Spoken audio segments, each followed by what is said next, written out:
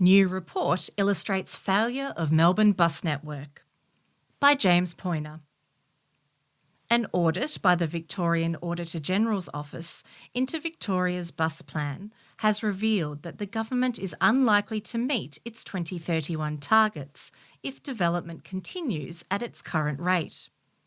The report's key findings on the bus plan's objective to make the public transport network an effective mass transit network states. The bus plan sets a clear objective to make the bus network simpler, faster and more reliable. It identified Melbourne's large and complex bus network as a challenge to attracting bus passengers. Small changes over time mean that many routes may not have a clear purpose or serve a distinct travel need. The bus plan recognises that Melbourne's population growth in outer metropolitan areas will create a new demand for transport in more locations. But our analysis of the network found that the improvement rate to the current network design and service coverage is not consistent with that ambition. This is particularly the case for outer metropolitan and high-growth communities. The Outer Melbourne Councils Group, which Nillumbik is a member of, says the Victorian Auditor-General's Office report, Improving Bus Services 2026, confirms that outer suburban communities are being consistently underserved by an outdated and unreliable bus network. Outer Melbourne Council's Chair, Councillor Stephen Koeman, said the findings reflect what councils and communities have been raising for years.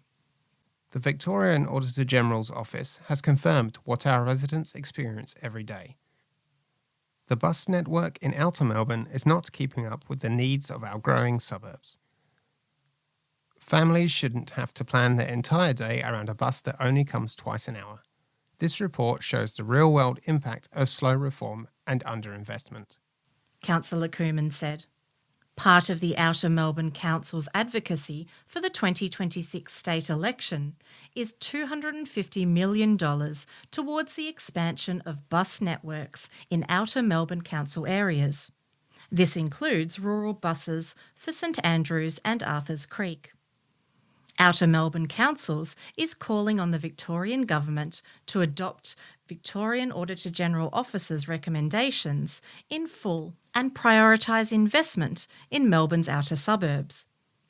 This includes more frequent and direct routes, 7-day services, bus priority infrastructure, better performance monitoring, and stronger integration with land use planning. This report gives the government a clear roadmap. What we need now is action. Outer Melbourne residents deserve a modern, reliable bus network. Until then, families will keep paying the price through higher fuel costs, longer commutes, and difficulty accessing jobs and services. Councillor Koeman said. Outer Melbourne Council's advocacy complements advocacy by the Eastern Region group of councils, of which Manningham is a member. Outer Melbourne Councils and Eastern Region Group's advocacy for better buses demonstrates that while there is a big focus on the North East Link corridor and the suburban rail loop, for many, buses are the best or only public transport option available.